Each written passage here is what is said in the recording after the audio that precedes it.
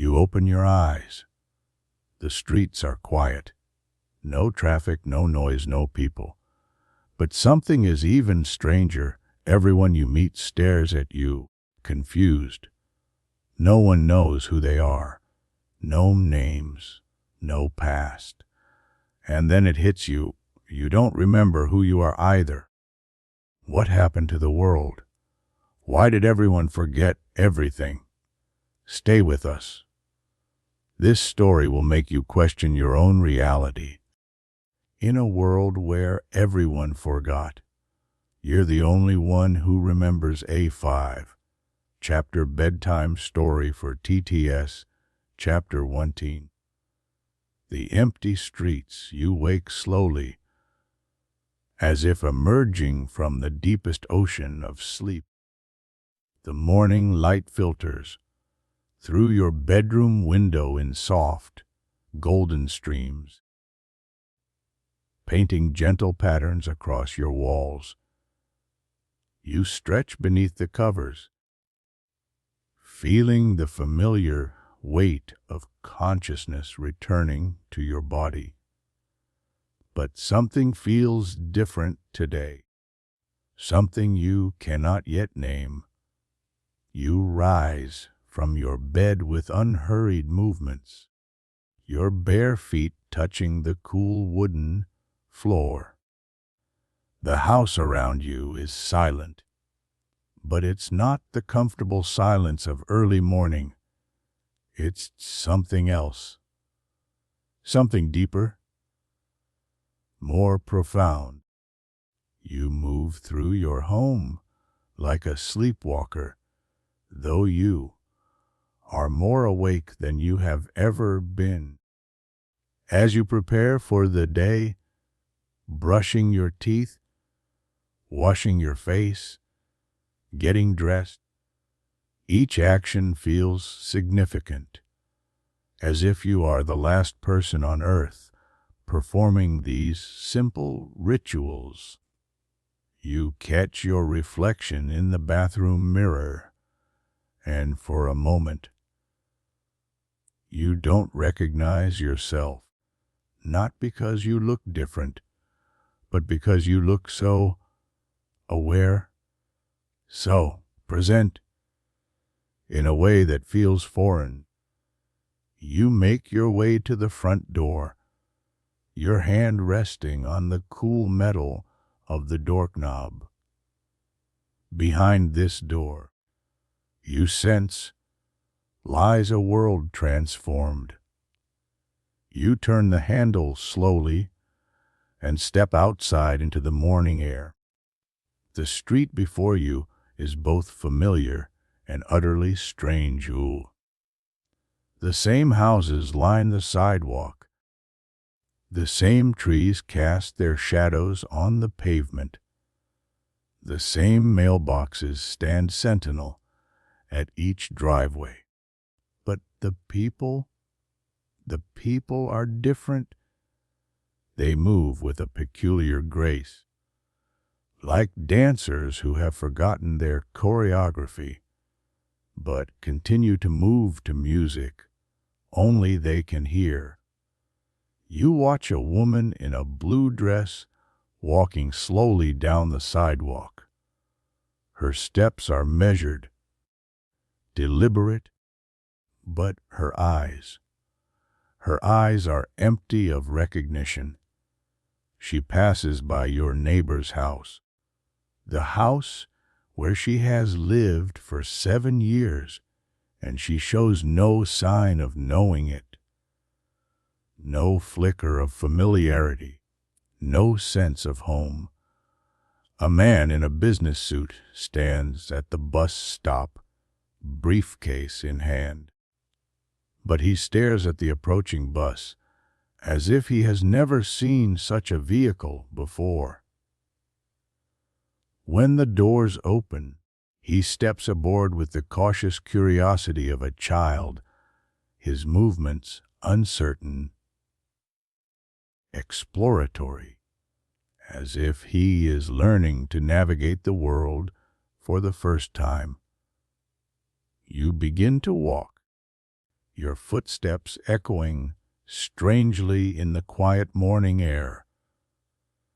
The sound seems louder than usual, more significant, as if each step you take is writing itself into the very fabric of reality. You pass by Mrs. Henderson's garden, where she has tended roses for as long as you can remember, but Mrs. Henderson stands among her flowers like a visitor in a museum, admiring their beauty, but showing no sense of ownership, no pride of cultivation. The children waiting for the school bus are perhaps the most unsettling sight.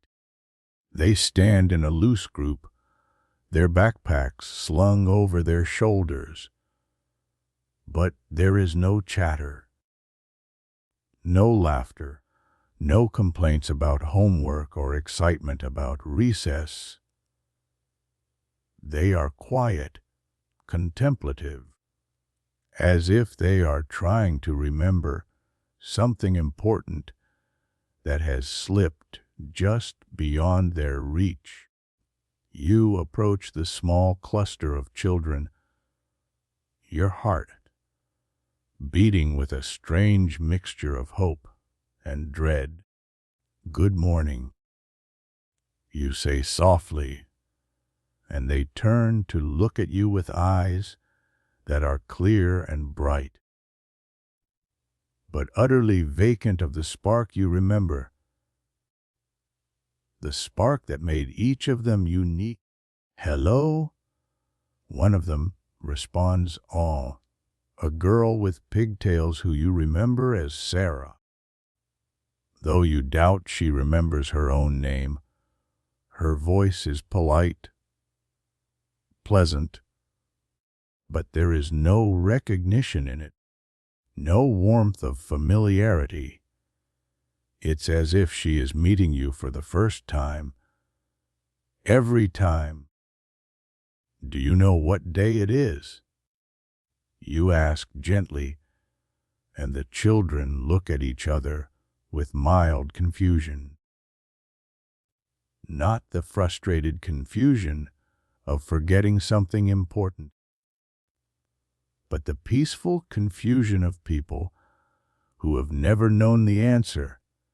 In the first place, "It's today," another child answers, a boy with freckles whose name you remember as Michael, and somehow this answer feels both perfectly accurate and completely inadequate. It's today. But what does today mean in a world where yesterday has been erased? The school bus arrives with a gentle hiss of brakes, and the children board in an orderly line, their movements synchronized, but not practiced. Like a dance they are learning as they perform it. The bus driver, Mr. Thompson, who has driven this route for 15 years, looks at each child as they board, as if he is seeing them for the first time. His smile kind, but unfamiliar.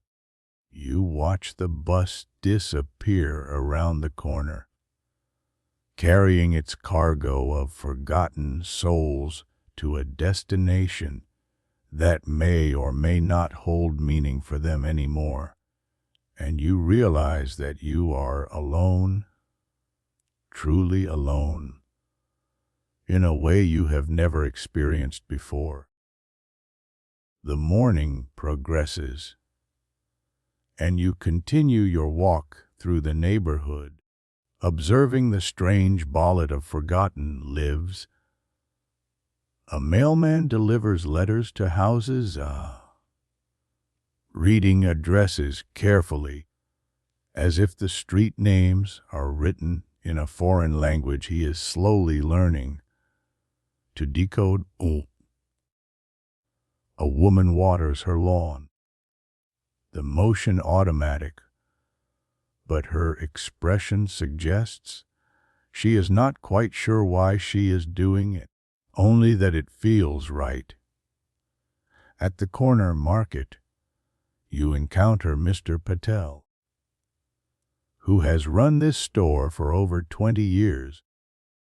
He stands behind the counter with the same welcoming demeanor you remember, but when you approach with your usual greeting, he looks at you with polite interest, as if you are a new customer he hopes to serve well.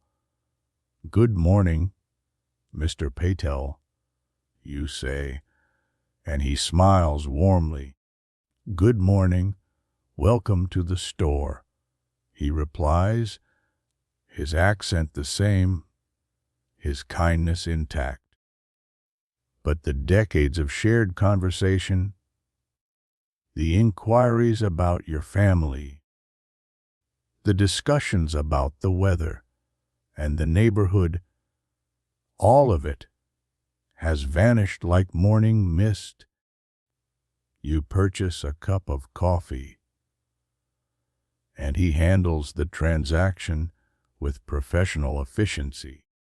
But there is no familiarity in his movements, no recognition of your usual order, no casual conversation about your day.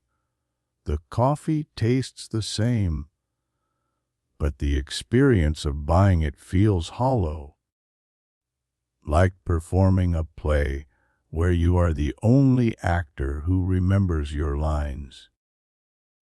Outside the market, you sit on a bench that overlooks the town square. The coffee warms your hands, and you watch the gentle flow of people moving through their daily routines. A jogger runs past, her rhythm steady and strong, but she runs as if she is exploring a new route, even though you know she has taken this same path every morning for 3 years. An elderly man feeds pigeons from a bench across the square, his movements tender and practiced. But he watches the birds with the wonder of someone seeing these creatures for the first time. The pigeons themselves seem unchanged, still greedy for breadcrumbs, still cooing and strutting with their familiar arrogance. It's only the humans who have been transformed. As the morning sun climbs higher, you begin to notice the subtle ways the world has adapted to this collective forgetting. Traffic moves more slowly, more cautiously, as if every driver is navigating unfamiliar roads. People are more polite, more patient, as if they are all foreigners in their own land, trying not to offend through ignorance of local customs. There are no arguments, no heated discussions, no displays of frustration or impatience. Everyone moves with the careful consideration of people who are not quite sure what they are supposed to be doing, but are determined to do it well. It's peaceful in a way that is both beautiful and deeply unsettling. You think about your own memories, still intact, still vivid. You remember Sarah's birthday party last month, where she laughed so hard at the clown that she got hiccups. You remember Michael's home run in Little League, and how his father cheered from the stands. You remember Mrs. Henderson's prize, winning roses at the county fair, and how she couldn't stop smiling when they announced her name. All of these memories feel precious now, like artifacts from a lost civilization.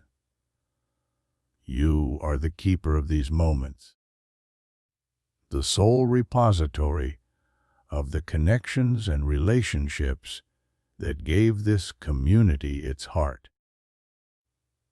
The weight of this responsibility settles on your shoulders like a warm but heavy blanket. You finish your coffee and continue walking, your path taking you through the park where you used to play as a child. The playground equipment is the same. The swings still sway gently in the breeze. The slide still gleams in the morning sun. But the children who play here now do so with a different energy. They are not recreating games they learned from older children.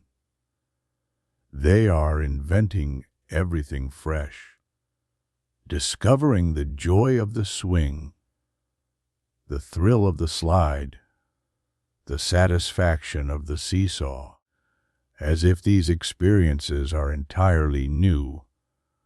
Their laughter is pure, untainted by comparison or expectation. They are not trying to swing higher than yesterday, because they don't remember yesterday.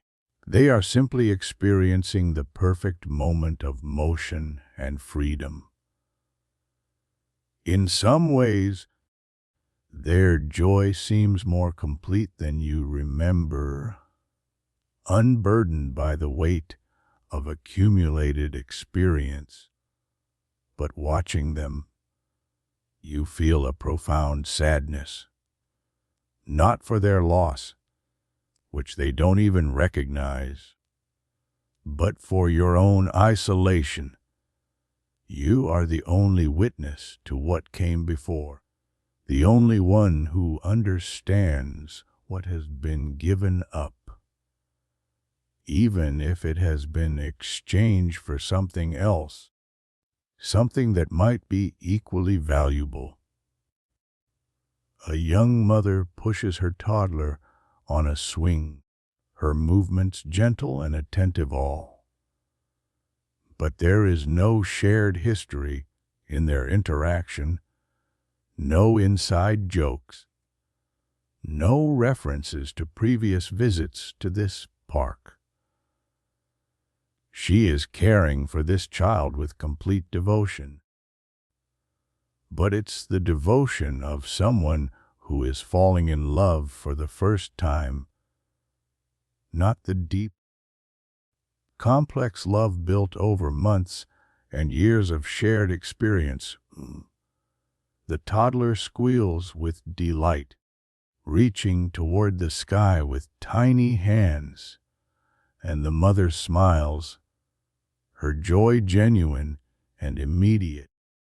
They are creating their relationship anew in each moment, and perhaps you think there is something beautiful in that, something pure that has been lost in most relationships as they accumulate the sediment of time. You sit on a bench near the playground, closing your eyes and listening to the sounds around you. Children's laughter, the creak of swing chains, the rustle of leaves in the gentle breeze, the distant hum of traffic. All of these sounds are familiar, but they seem to come from a different world, a world that exists parallel to the one you remember. When you open your eyes, you notice a woman sitting alone on another bench, staring at her hands as if she has never seen them before. There is something different about her expression, something that sets her apart from the other forgotten souls. She looks troubled, not peacefully vacant, but actively struggling with something. You approach her slowly, your footsteps soft on the grass. "Excuse me," you say gently. "Are you all right?" She looks up at you, and for a moment, you think you see a flicker of something in her eyes. Not recognition exactly, but a kind of resonance, as if your presence has struck a chord that still vibrates somewhere deep within her. She begins, then stops, her brow furrowing with concentration. "I feel like I'm supposed to remember something, but I don't know what it is. It's like having a word on the tip of your tongue, except it's not a word, it's everything." Your heart begins to race. Here, finally, is someone who senses the loss, who feels the absence of what should be there. "What do you think you're supposed to remember?" you ask, sitting down beside her on the bench. She is quiet for a long moment, her eyes distant. "A face," she says finally. "Someone's face, someone important. But when I try to picture it, there's just emptiness. Like looking at a photograph that's been left in the sun too long. All the details have faded away." You study her profile, trying to place her in your intact memories. She looks familiar, but you can't quite identify her. "Do you remember your name?" you ask. She shakes her head slowly. "I know I have one, or had one, but it's gone. They all call me by different names here. Whoever they are. But none of them feel right. None of them feel like me." "What feels like you?" you ask, and she turns to look at you directly. And in that moment, you see it, a spark of the person she used to be, fighting to emerge through the fog of forgetting. "Music," she says, and her voice changes slightly, becomes more animated. "When I hear certain sounds, certain rhythms, I feel like I'm almost there, almost me again. But then the feeling fades, and I'm back to being this, whatever this is." You want to tell her about the world that was, about the connections and relationships and shared histories that gave everyone their context, their identity. But something holds you back, an intuition that she needs to find her own way back, if indeed there is a way back at all. Instead, you sit with her in comfortable silence, two people sharing the weight of loss, even though only one of you fully understands what has been lost. And the sun continues its arc across the sky, and the sounds of the park create a gentle symphony around you, a lullaby for a world that is learning to sleep without dreams of yesterday.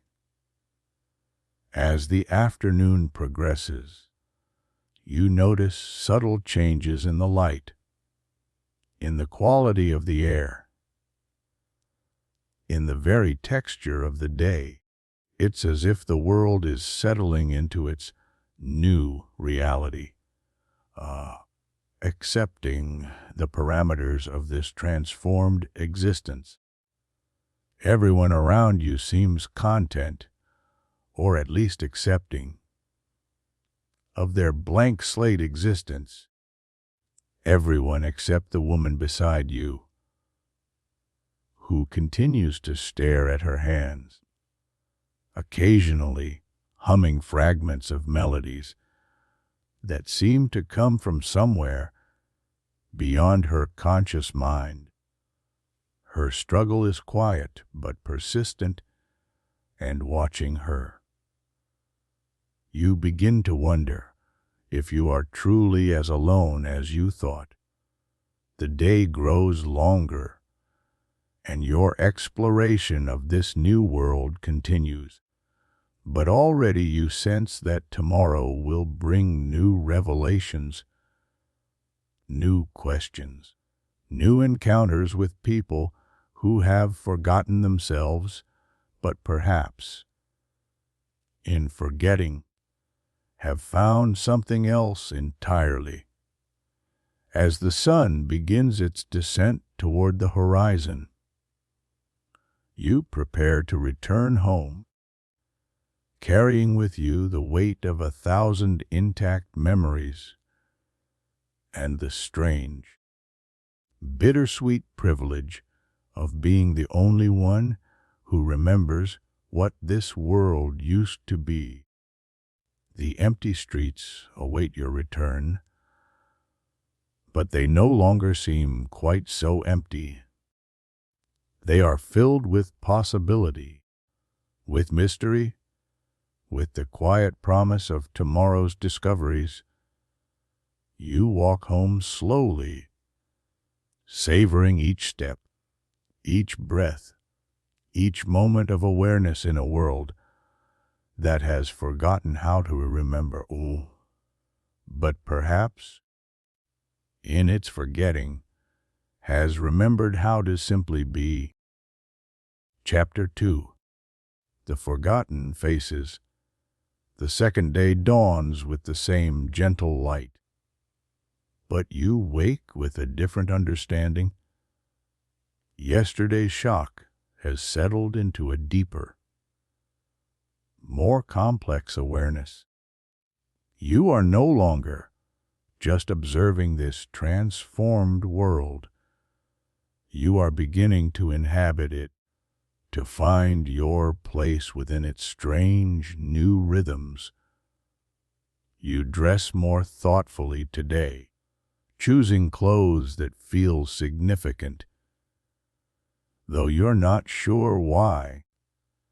Perhaps it's because everything feels significant now.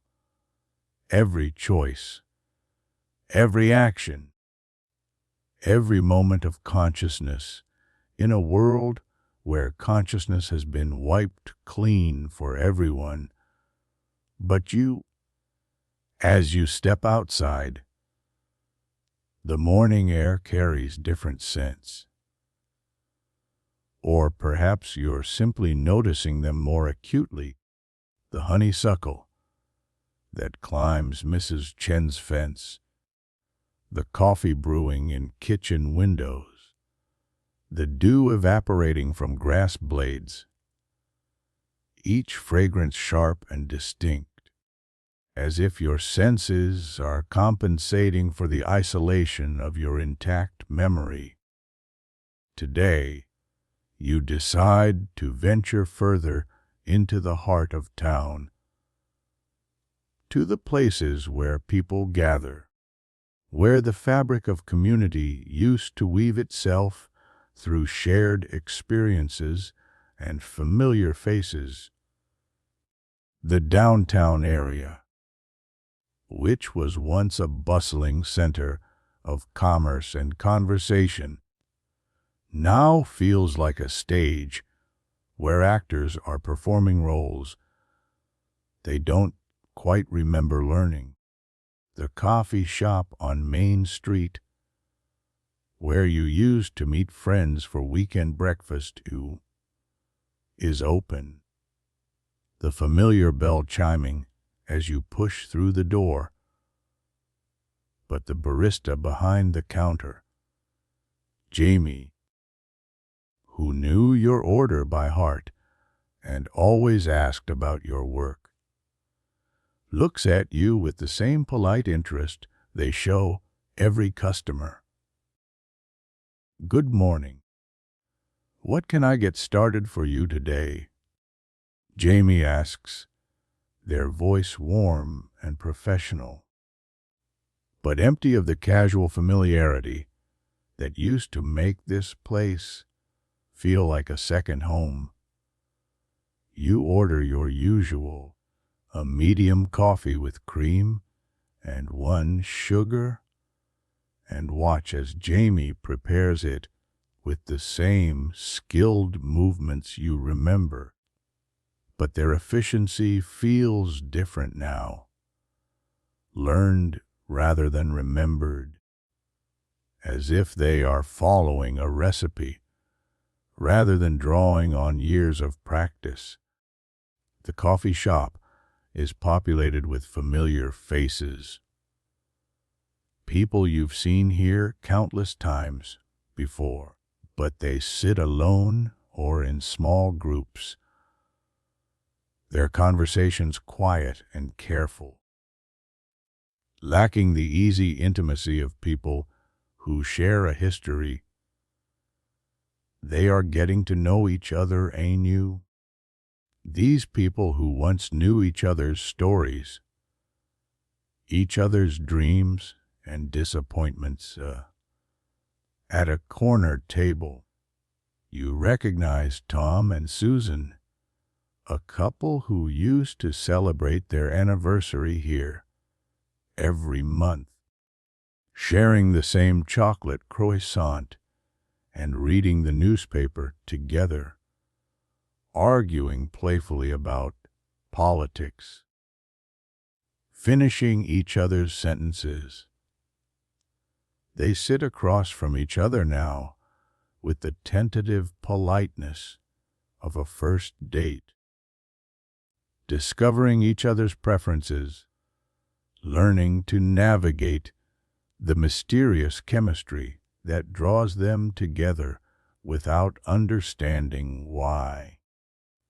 Tom offers Susan a bite of his pastry with the gallant gesture of someone trying to impress, and she accepts with a shy smile, their fingers brushing briefly in the exchange. Both of them seem surprised by the small spark of connection, as if they are falling in love for the first time, which, in a way, they are. You watch this courtship of forgotten spouses with a mixture of sadness and wonder. They have lost decades of shared experience. The deep knowing that comes with growing old together, but they have gained something too. The excitement of discovery, the thrill of new attraction, the possibility of choosing each other fresh, without the weight of accumulated grievances or the comfort of taken for granted affection. Near the window, an elderly man sits alone with a cup of tea and a newspaper. His reading is slow, deliberate, as if he is not just absorbing the news, but learning the very concept of information, of events occurring beyond his immediate experience. You remember him, Mr. Kowalski, who used to hold court at this same table every morning, regaling anyone who would listen with stories of his youth in Poland Ward, his time in the war, his late wife's legendary pierogi. Now he reads in silence, his stories locked away behind the veil of forgetting. But there is a peacefulness to his solitude that wasn't there before. He is not a lonely old man mourning his past. He is simply a person existing fully in the present moment, finding satisfaction in the warmth of his tea, the texture of the morning light, the simple act of being alive and aware. You take your coffee to a small table near the back where you can observe without intruding, and as you sip the familiar brew, you begin to notice the subtle ways people are rediscovering themselves. A woman with paint-stained fingers touches every surface she passes through, as if learning the world through her fingertips. A man hums quietly while he works on his laptop, his melody unconscious but complex, suggesting depths of musical knowledge that survive even when memory doesn't. The conversations around you are fascinating in their tentative exploration. People ask each other basic questions with genuine curiosity. What do you like to do? What foods make you happy? What colors feel right to you? They are archaeologists of their own souls, excavating preferences and inclinations buried beneath the erasure of explicit memory. At the table next to yours, two women who you remember as lifelong best friends, Margaret and Helen, are having what appears to be their first conversation. They lean toward each other with the intense focus of people who recognize something important without knowing what it is. I feel like I know you, Margaret says, her voice soft with wonder. Not just from seeing you around town, but really know you, like we've shared secrets or something. Helen nods eagerly. Yes, exactly. Like we have inside jokes that I can't quite remember. Or like we've cried together over something important. I can almost feel it, but I can't reach it. They sit in contemplative silence for a moment, and you can see them both straining toward something just beyond their grasp. A friendship spanning 40 years, reduced to an intuition, a feeling, a warmth they can sense but not explain. Would you like to spend time together? Helen asks tentatively. Maybe if we do, whatever it is we're trying to remember will come back. Margaret's face lights up with a smile that you remember. The same smile she used to wear when Helen would call with plans for their weekly adventure. I would love that, she says. I feel like I've been waiting for you without knowing it. And so they begin again. These two souls who have chosen each other repeatedly throughout their lives, now choosing each other once more, drawn together by a connection deeper than memory, recognition that exists in the heart rather than the mind. Leaving the coffee shop, you walk down Main Street, observing the various establishments as they adapt to their clientele's transformed state. The bookstore owner, Mrs. Rodriguez, helps customers with the patient kindness of a librarian introducing children to reading for the first time. People browse with wide-eyed wonder, as if books are magical objects they are just discovering. In the window of the antique shop, Mr. Brennan arranges his displays with extra care, as if he knows his customers no longer understand the historical significance of his wares, but hopes they will respond to their beauty, their craftsmanship, their mysterious emotional resonance. A young couple stands before a vintage photograph, holding hands, both of them drawn to the image without understanding why.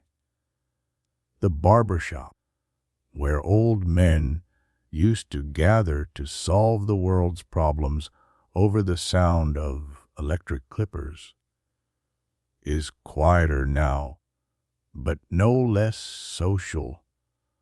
The customers who wait for their turn sit in comfortable silence, occasionally sharing observations about the weather, the feel of the morning, the way the light falls through the window. Their conversations are simple but profound, rooted in the immediate present rather than the accumulated weight of shared history. You pause outside the elementary school, where children play at recess with the pure joy of discovery. They have invented games you don't recognize, created rules that make sense only to them. They are not recreating the playground culture of previous generations. They are birthing entirely new traditions, new forms of play that emerge from their unencumbered imaginations. A group of children has gathered around something in the grass, their voices excited but hushed. You move closer and see that they have found a caterpillar, and they are watching its slow progress across a leaf with the reverence of people witnessing a miracle, which perhaps they are. Look how it knows where to go, one child whispers, and the others nod solemnly, as if this simple observation contains profound wisdom about navigation, about purpose, about the mystery of instinct and direction.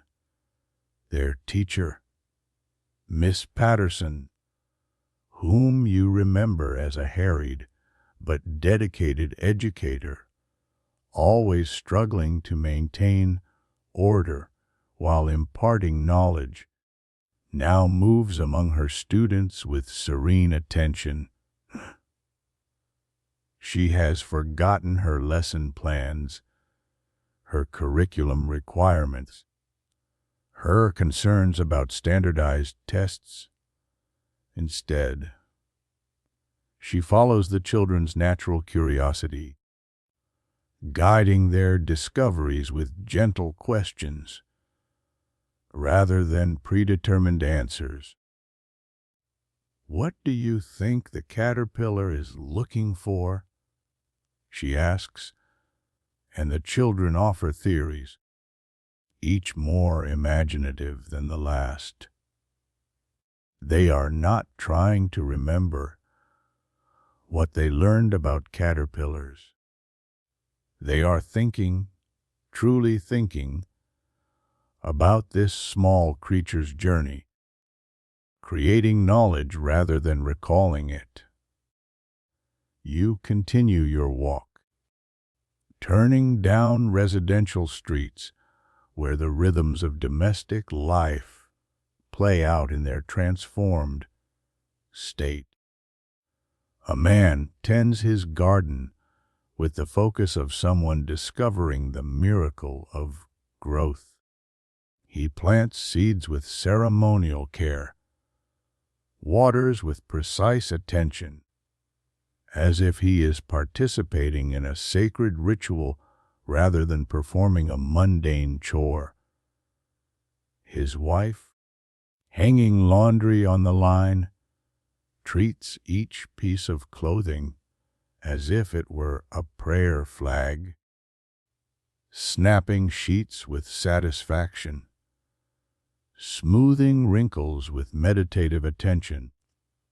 The simple domestic tasks that used to be rushed through or delegated are now performed with the mindfulness of someone who has nowhere else to be. Nothing more important to do than this one thing, in this one moment. Children walk home from school in small groups. Their conversations, different from what you remember. Instead of gossiping about classmates or complaining about homework, they discuss the clouds, the way shadows move, the feeling of walking on different surfaces. They are naturalists, philosophers, poets, discovering the world with fresh eyes. As afternoon settles into evening, you find yourself at the town park again, drawn back to the place where you encountered the woman who seemed to sense her loss. She is there again, sitting on the same bench, but today she is not alone. The elderly man from the coffee shop, Mr. Kowalski, sits beside her, and they are sharing a comfortable silence.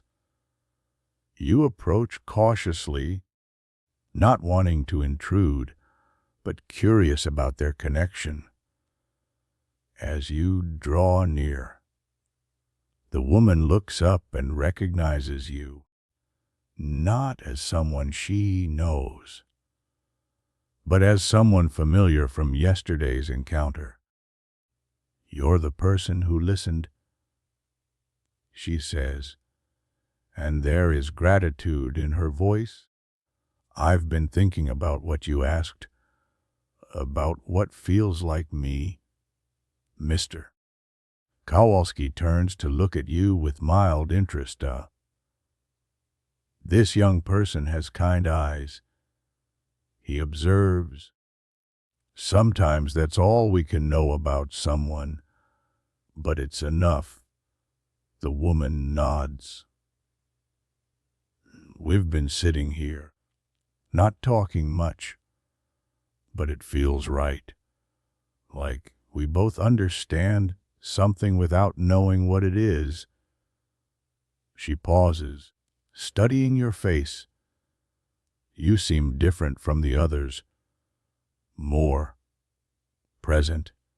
Somehow, you consider how to respond, still unsure how much to reveal about your unique condition. "I notice things." You say finally, "I pay attention to how people connect with each other, even when they don't remember why they're connecting." "Yes," Mr. Kowalski says slowly, "connection. That's the word. I don't remember my wife's face, but I remember the feeling of being connected to someone deeply, completely, and sometimes with certain people. I feel that same warmth, that same recognition." The woman turns to him with new interest. "You were married. How do you know?" "I feel it in my body," he explains. The way my hand sometimes reaches for someone who isn't there. The way I automatically make extra tea. The way I save the best bite of food for someone else. My mind doesn't remember her, but my heart does. This revelation hangs in the air between them, and you realize you are witnessing something profound. The way love persists, even when memory fails, the way the deepest connections transcend the conscious mind and live in the body, in habit, in the unconscious gestures of devotion. I think, the woman says quietly, I think I remember loving someone too, not their face, not their name, but the feeling. Like there's a space inside me that's shaped like another person. They sit together. These three people in various states of remembering and forgetting, watching the sun set over a world that has been transformed. The sky colors are the same, the physics of light and atmosphere unchanged, but the meaning of the sunset is different now. It's not a marker of time passing, of another day added to the accumulation of experience. It's simply beauty, pure and immediate, requiring no context to be complete.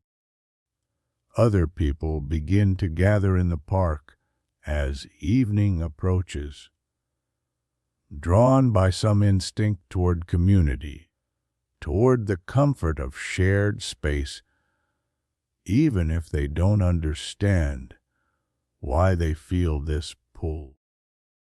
Families spread blankets on the grass. Couples walk hand in hand along the paths. Children chase fireflies with delighted squeals. You watch a young father teaching his daughter to ride a bicycle, his patience infinite, because he has no memory of previous attempts, no accumulated frustration with her struggles. Each wobble, each near fall, each small success is experienced fresh, without the weight of comparison or expectation. The child learns without the burden of performance anxiety, simply enjoying the process of discovery. An impromptu music circle forms near the gazebo. People bringing instruments they somehow know how to play, even if they don't remember learning. A guitar, a violin, a harmonica. Voices joining in melodies that feel familiar, even though no one can name the songs. They are creating music together, harmonizing through instinct, rather than practice. Finding their voices in the moment, rather than remembering how they used to sound. The woman beside you hums along with the distant music, her voice clear and true. And Mr. Kowalski begins to tap his fingers against his knee, keeping time with unconscious precision. You watch them discover their musical selves, their bodies remembering what their minds have forgotten. This feels important. The woman murmurs, like music is a language I used to speak fluently. Perhaps you still do. You suggest. Perhaps some languages are deeper than memory. She looks at you with those eyes that hold a glimmer of something more. some awareness that sets her apart from the others. You talk like you know things, like you remember things the rest of us don't. Ah, the question hangs between you, and you realize that your secret is becoming harder to keep. Your different way of being in the world is noticeable to those who are paying attention, those who are struggling against their own forgetting. I remember some things, you admit carefully, but maybe what I remember isn't as important as what we're all discovering right now. Mr. Kowalski nods thoughtfully. The past is a foreign country, whether we remember it or not. What matters is how we choose to live in this moment, in this place, with these people. As the evening deepens and the stars begin to appear, you say goodbye to your new companions, promising to return tomorrow, knowing that for them, each meeting will feel like the first, but hoping that something deeper than memory will recognize the connection you are building. Walking home through streets lit by warm porch lights, you pass windows that glow with domestic contentment. Families gathered around dinner tables, their conversations quiet and attentive. Couples reading together in comfortable silence, children being tucked into bed with extra tenderness, as if everyone has somehow understood that these moments are precious, not because they will become memories, but because they are the only reality that truly exists.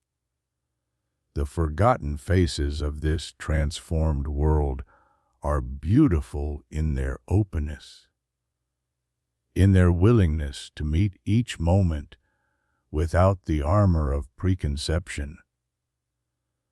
They have lost their histories, but they have gained something else, a kind of presence, an availability to wonder and connection that perhaps was always there, waiting beneath the accumulated weight of remembered experience. Tomorrow will bring new encounters, new discoveries, new opportunities to understand what it means to be human when the past has been erased. But the capacity for love, for connection, for beauty remains miraculously intact. You fall asleep that night holding the faces of the forgotten in your mind, not pitying them for what they've lost, but marveling at what they retained and wondering if, perhaps, in some ways, they are the lucky ones. Chapter 3. The Hidden Place. On the third morning, you wake with a sense of purpose that pulls you from sleep like a gentle but insistent tide. The dream you were having fades quickly, but it leaves behind an impression, a feeling that somewhere in this transformed world, though, there are answers waiting to be discovered, places that hold the keys to understanding what has happened to and why you alone remember. You dress with more care today, as if preparing for a journey, though you're not sure where your feet will carry you. The morning routine feels different.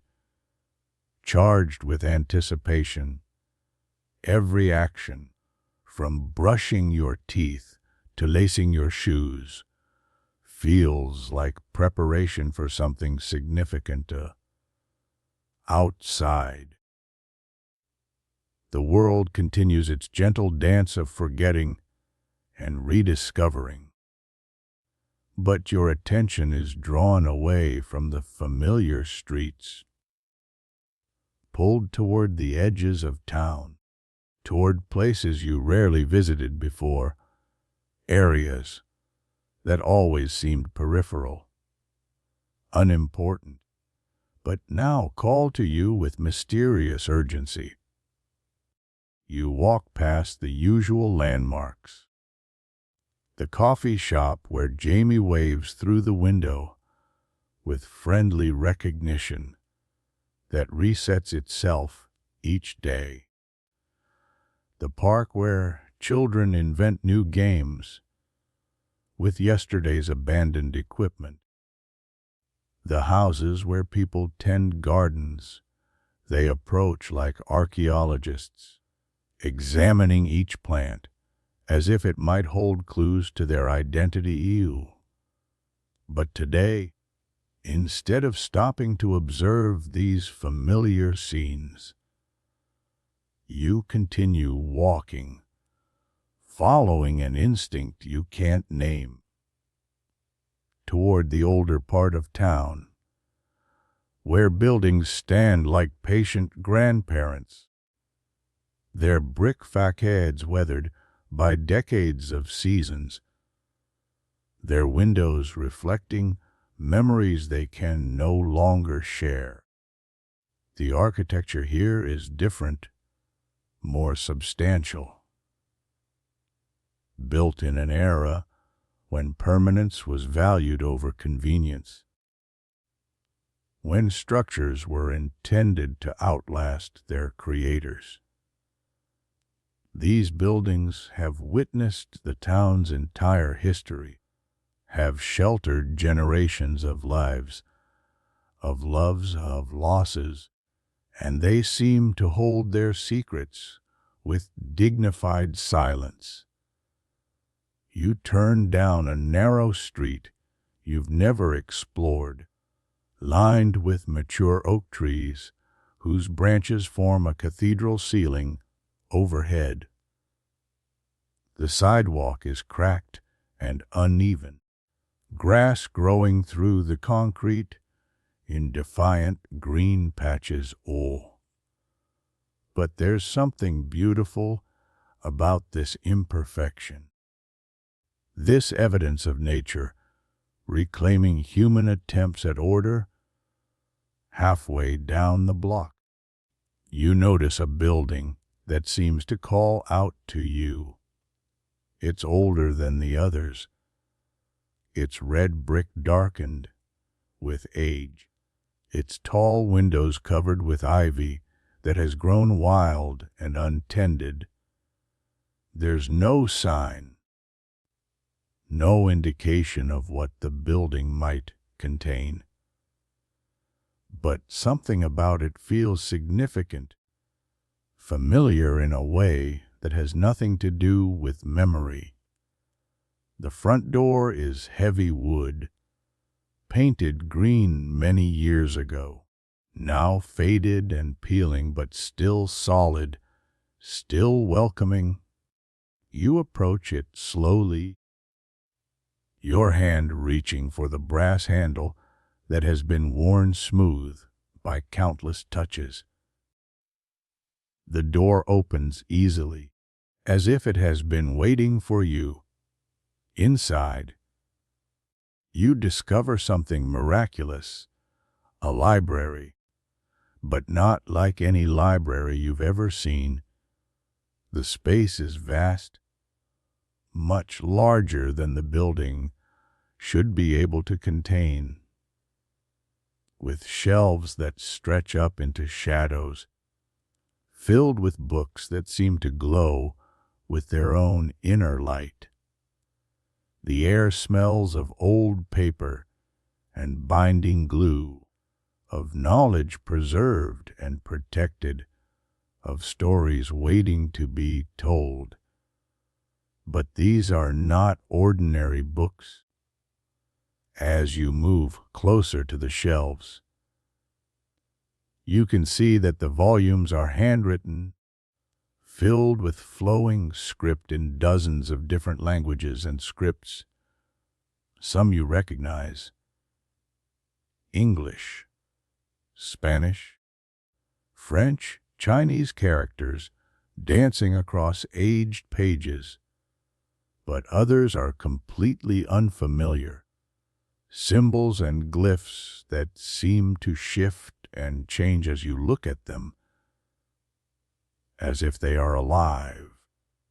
In the center of the vast space, there are reading tables made of wood, so old it has turned nearly black.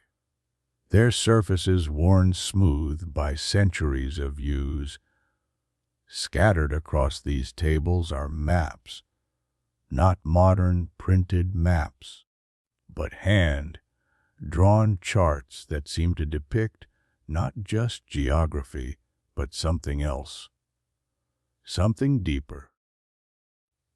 The continents are recognizable, but they are overlaid with patterns of light and shadow, with currents and flows that have nothing to do with ocean or air.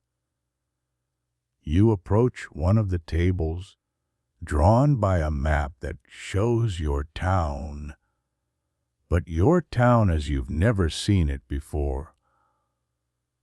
The familiar streets are there, but they are connected by lines of light, threads of connection that link house to house, person to person, creating a web of relationship that glows like a constellation. Some areas of the map pulse with warm light.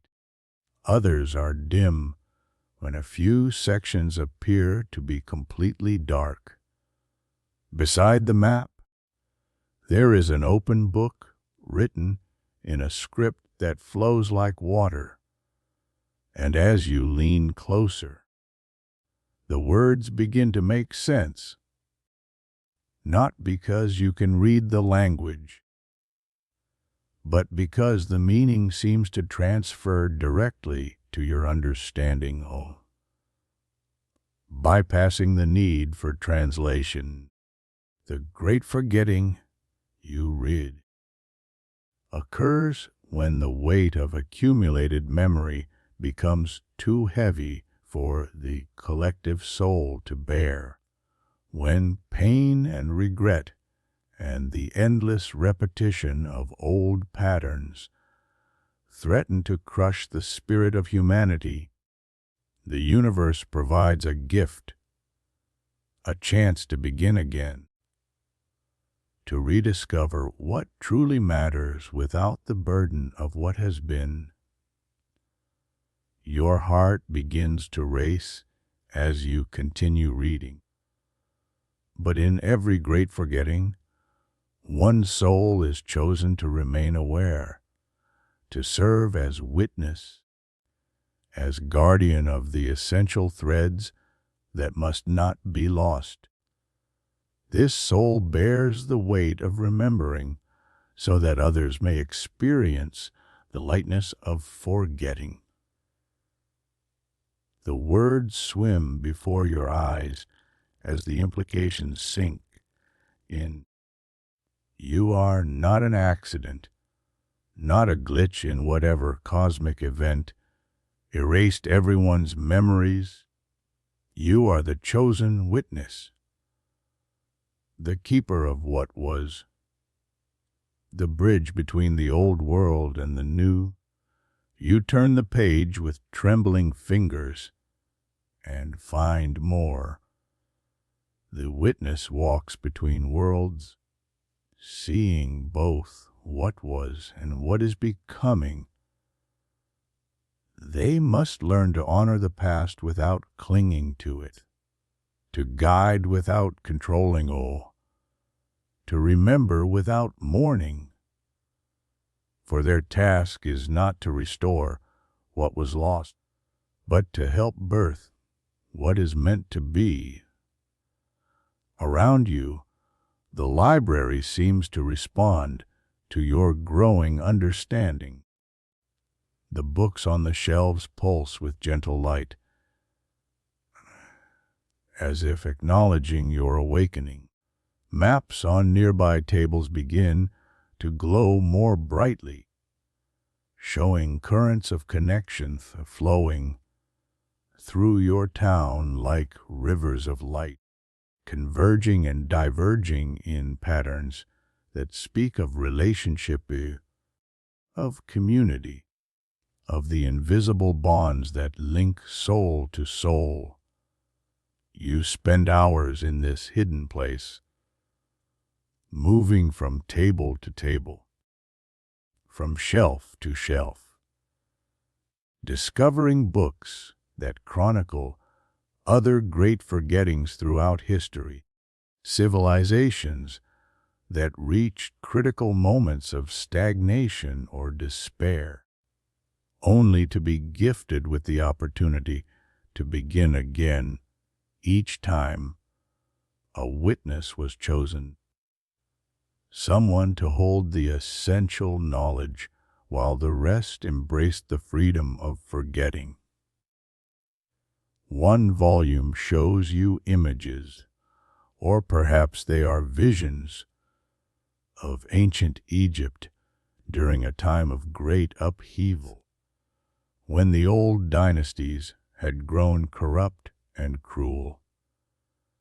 The people forgot their history, their class divisions, their accumulated grievances, and from that forgetting arose a golden age of art and wisdom, guided by a single scribe who remembered the lessons of the past while helping birth the dreams of the future. Another book tells of a medieval village where plague and war had left the survivors so traumatized they could barely function. The great forgetting came like a gentle snow, covering their wounds with blessed amnesia, allowing them to rediscover joy, love, hope, while their priest, who alone remembered, guided them with subtle wisdom toward healing and renewal. With each story, you begin to understand your role more deeply. You are not meant to restore the old world, not meant to force people to remember what they have forgotten. Your purpose is more subtle, more sacred, to serve as a gentle guide, a loving witness, helping this new world find its way, while honoring the wisdom of what came before. As the afternoon light slants through the ivy-covered windows, you discover a section of the library devoted to maps of the human heart, charts that show the landscape of emotion, the geography of connection, the weather patterns of love and loss. These maps reveal that certain kinds of knowing transcend memory, that the deepest bonds between souls persist even when the mind cannot recall their origin. One map shows the threads of connection that still link the forgotten people of your town, faint lines of light that pulse with recognition even when consciousness cannot name the source. You see the bond between Margaret and Helen, still glowing despite their forgotten friendship, the connection between Tom and Susan, their love persisting as an inexplicable attraction. The parent-child relationships that manifest as instinctive protection and care. The map reveals that nothing essential has truly been lost, only transformed. The love remains. The connections endure, but they are free now from the complications of history, the accumulated resentments and expectations that can corrupt even the purest bonds. People are choosing each other fresh, falling in love again, discovering their children anew, creating family from the ground up, based on who they are in this moment rather than who they once were. In a quiet corner of the library, you find a reading nook with a comfortable chair positioned near a window that looks out onto a garden you hadn't noticed before. The space outside is wild and beautiful, filled with plants that seem to grow according to their own design rather than human planning. Flowers bloom in impossible combinations, colors blend and flow like music made visible all and through it all. Paths wind in spirals and curves that invite wandering rather than destination. You settle into the chair with a book that calls to you, its cover worn smooth by countless hands, its pages filled with poetry written by previous witnesses throughout history, verses that capture the bittersweet beauty of holding memory in a world that has chosen to forget. I am the keeper of yesterdays. In a land of eternal today, I carry the weight of stories, so others may dance unafraid. I remember the names they've forgotten, the faces they cannot recall. But in forgetting their sorrow, they've learned how to love after all. The words resonate through your being a gentle bell. The words resonate for bell to gentle all, confirming what you have begun to understand about your strange privilege and burden. You are the repository of the town's history, the keeper of its stories. But your role is not to burden others with what they've lost. It's to appreciate what they've gained, to witness their rebirth with wonder rather than mourning. As evening approaches, you prepare to leave this sanctuary of knowledge, but you know you will return. This library, this hidden place, is yours to tend now, your sacred responsibility as the witness. Here you will come to understand your role more fully, to find guidance for the challenges ahead, to remember why forgetting can sometimes be the greatest gift. Before you go, you place your hand on the map of your town, feeling the pulse of connection that flows beneath the surface of everyday life.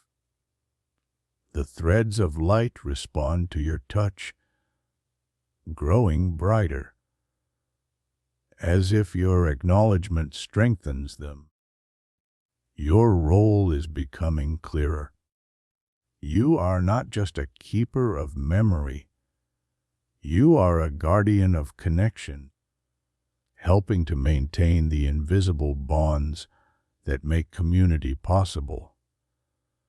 Outside, the early evening air feels different, charged with new understanding.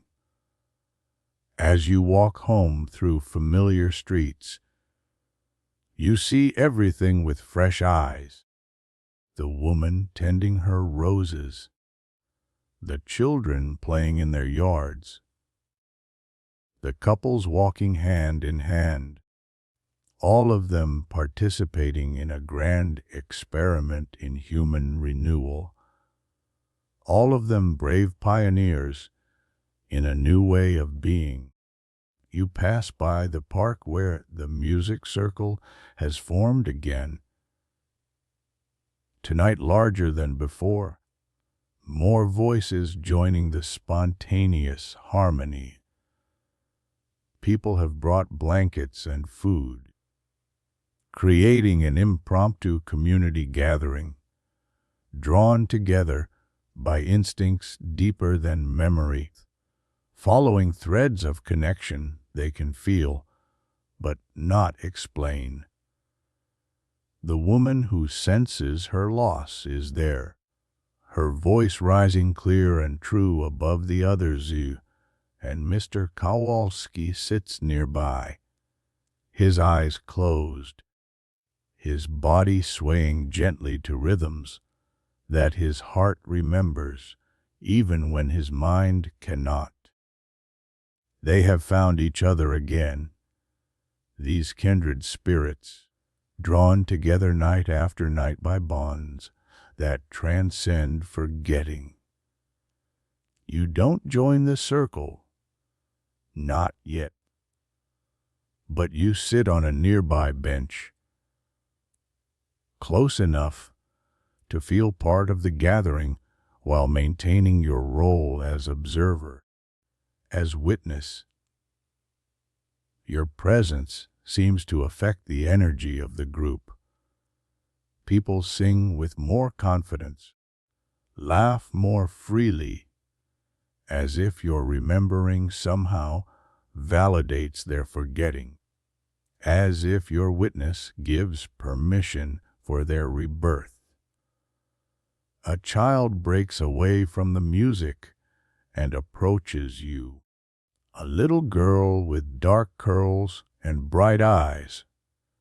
She doesn't speak, just studies your face with the intensity of someone trying to solve a puzzle. After a long moment, she reaches into her pocket and pulls out something, a small stone, smooth and warm from her touch. She places it in your palm without a word, then returns to the circle, leaving you holding this simple gift, this token of connection from one soul to another. You close your fingers around the stone, feeling its weight, its warmth, its perfect smoothness, and you understand that you have been accepted, acknowledged, recognized as part of this new world's unfolding story. The stone seems to pulse with its own gentle rhythm, matching the beat of your heart, and you realize that even as the witness, even as the one who remembers, you are not separate from this community. You are woven into its fabric, just as surely as everyone else. Your role different, but equally essential. Your remembering as much a gift to the whole as their forgetting.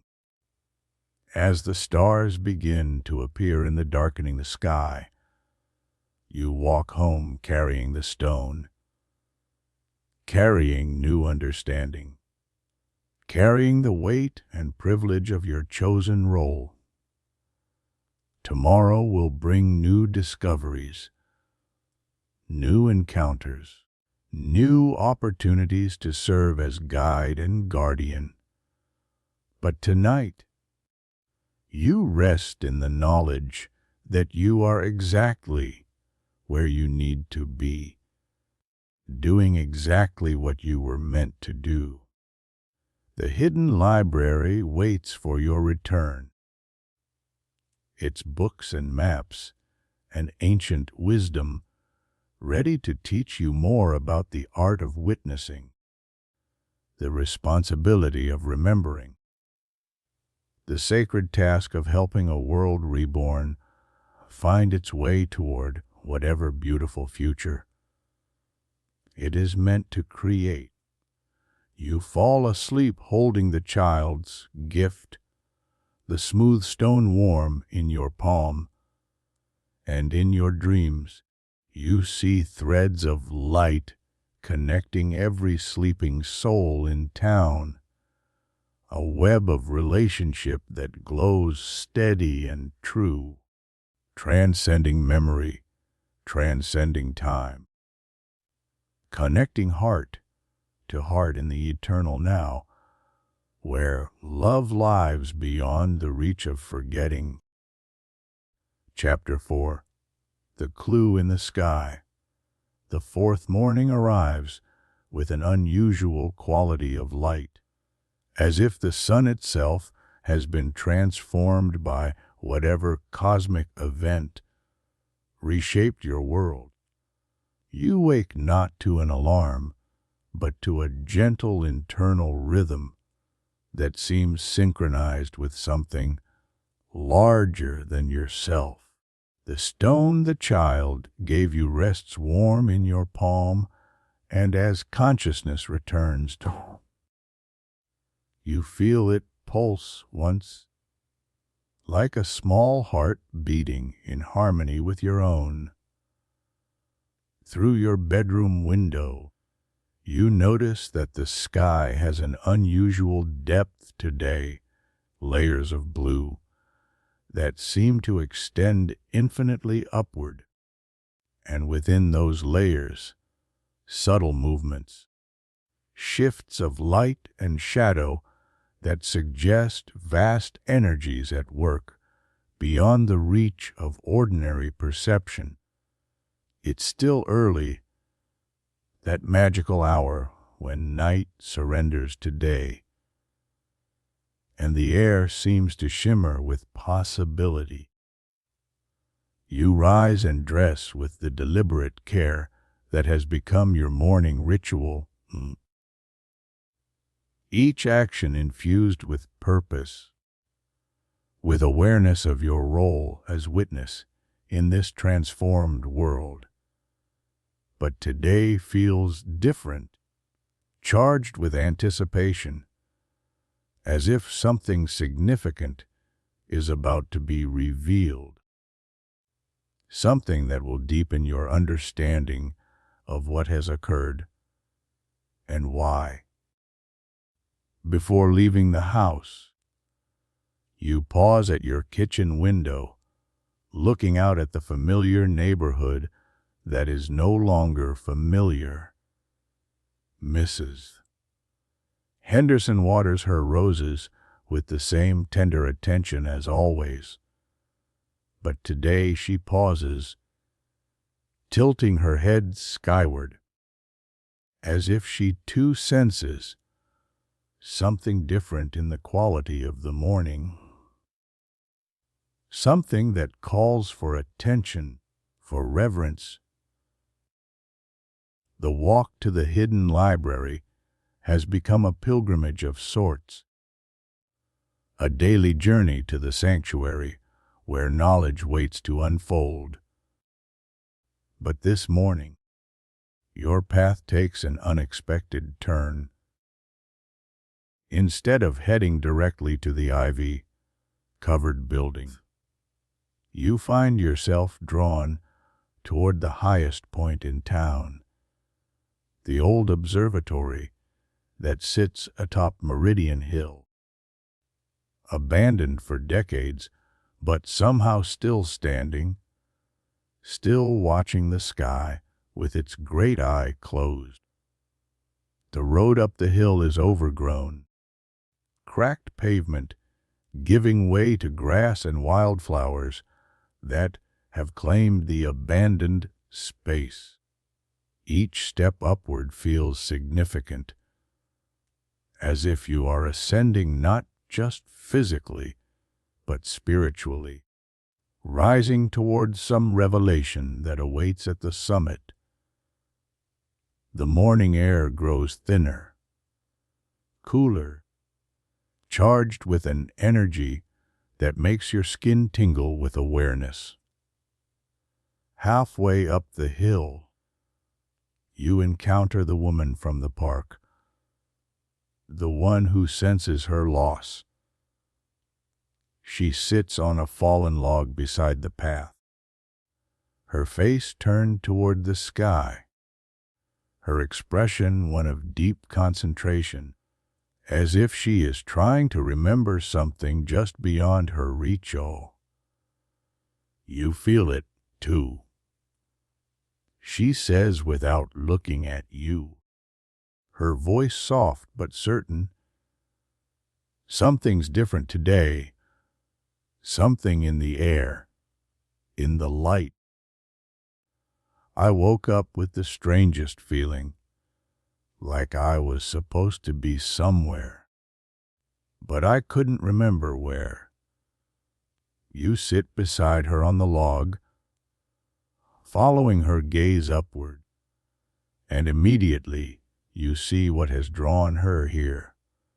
The sky, which seemed merely unusual from your bedroom window, is actually extraordinary, alive with patterns of light that shift and flow like aurora, but visible in broad daylight. Currents of energy that weave through the atmosphere in complex geometries that speak of intelligence, of purpose. I've been having dreams, she continues, her voice taking on the quality of someone sharing a sacred confidence. Not dreams exactly, more like memories, but memories of things that haven't happened yet, or maybe things that happened so long ago I shouldn't be able to remember them. She turns to look at you directly, and in her eyes you see something that makes your heart skip, a flicker of true recognition, not the polite acknowledgement of repeated encounters, but actual remembering, as if the veil of forgetting is beginning to thin for her. You know something about all this, don't you?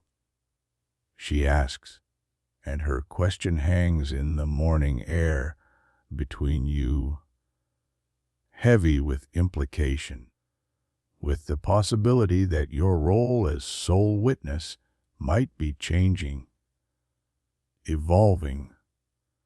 Before you can answer, she stands suddenly, her attention caught by something in the sky.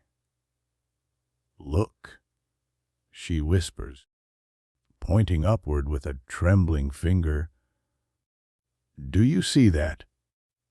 Following her gesture, you look more carefully at the shifting patterns of light, and suddenly you understand what has captured her attention. There's a gap in the celestial display, a section of sky where the aurora, like patterns, flow around an empty space, creating a perfect outline of something that should be there, but isn't. Something significant, something missing. It's a constellation. You breathe, memory flooding back. Cassiopeia, the queen. It should be right there, but it's gone. The woman turns to you with eyes wide with wonder and something approaching fear. You remember the stars. You remember what the sky used to look like. Your secret. So carefully guarded. has revealed itself in a moment of recognition. There's no point in denying it now. Not when she can see the truth written in your expression. Your knowledge of what should be, but no longer is. I remember everything, you say quietly. Every star, every constellation, every story people used to tell about the patterns in the night sky. And yes, Cassiopeia is missing. 5 stars arranged like a dew. The vain queen who boasted about her beauty and was punished by being placed in the sky upside down. She's gone. The woman sits back down heavily, as if the weight of this revelation has made her legs unsteady. But why? Why would stars disappear? And why do you remember when no one else does? Together, you continue up the hill toward the observatory, the conversation flowing between you like water finding its course. She tells you about her dreams, visions of a time before, images of people she almost recognizes, who places that feel like home but look like nowhere she's ever been.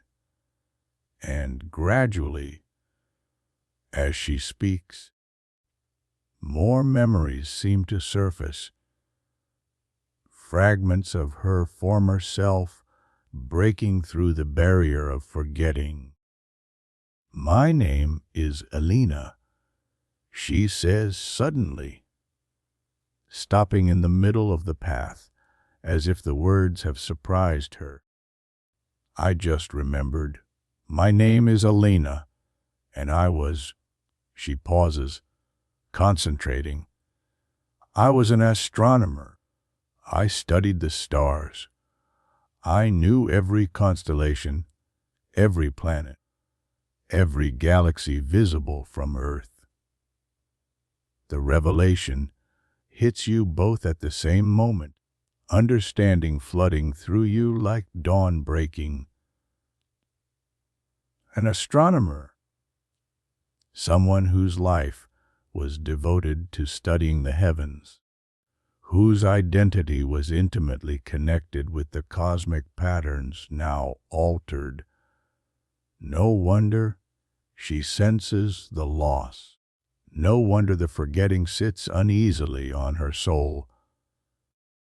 At the observatory, the door stands open, as if it has been waiting for your arrival. Inside, dust motes dance in shafts of sunlight that stream through tall windows. The great telescope still sits in the center of the circular room, its brass fittings tarnished with age, but its lenses still clear, still capable of bringing distant wonders into focus. Alina moves toward the instrument with the reverence of someone approaching an altar. Her hands find the controls with muscle memory, adjusting the angle, the focus, preparing to look upon a sky she once knew as intimately as her own heartbeat, but which now holds mysteries she cannot explain. Help me, she whispers, and together you maneuver the telescope toward the section of sky where Cassiopeia should reside. The morning light makes observation difficult, but as Alina peers through the eyepiece, she gasps. There's something there, she says, her voice filled with awe. Not stars, but something else, like a doorway or a window. It's hard to describe. She steps back, offering you the eyepiece. And when you look, you see what has taken her breath away. In the space where 5 stars once formed the distinctive W of Cassiopeia, there is indeed an opening, a gap in the fabric of space itself, all through which you can glimpse all, something else, another reality, another way of being that exists parallel to your own. Through this cosmic window, you see your town, but transformed. The same streets, the same buildings, but everything glowing with that inner light you've seen in the library's books. People move through this other version of your world with purpose, with joy, with the graceful confidence of beings who have remembered who they truly are. Children play games that seem to involve manipulating light itself. Adults tend gardens where flowers bloom in impossible colors. The very air shimmers with harmony and understanding. It's beautiful. Elena whispers, looking over your shoulder. It's like seeing what we could become, what we're meant to become.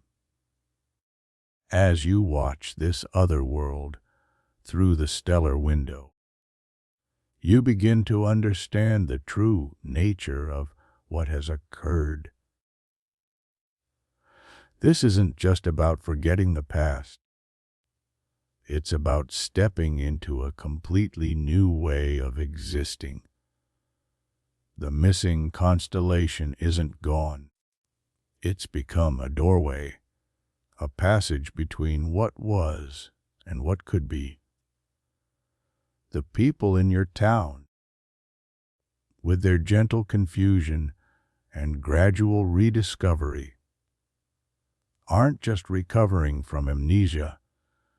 They're being prepared, transformed, made ready to step through into this luminous other reality. And you, as the witness, are here to help them make that transition, to serve as a bridge between the worlds.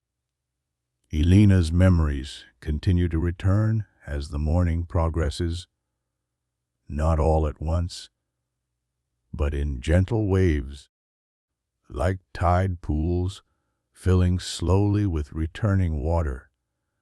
She remembers her research, her fascination with the possibility of parallel dimensions, her theories about consciousness and cosmic evolution, her belief that humanity was on the verge of a great transformation.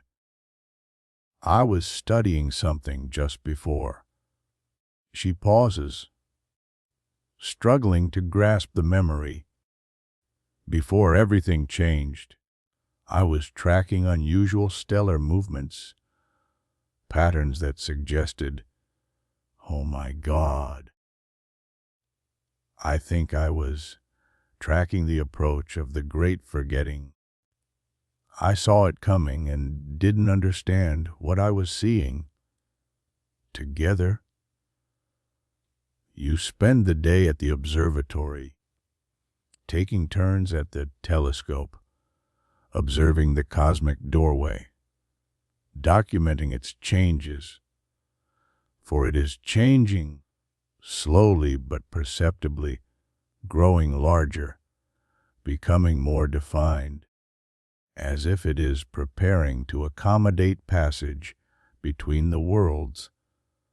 By afternoon, other people begin to arrive at the observatory, drawn by the same inexplicable instinct that brought Elena here.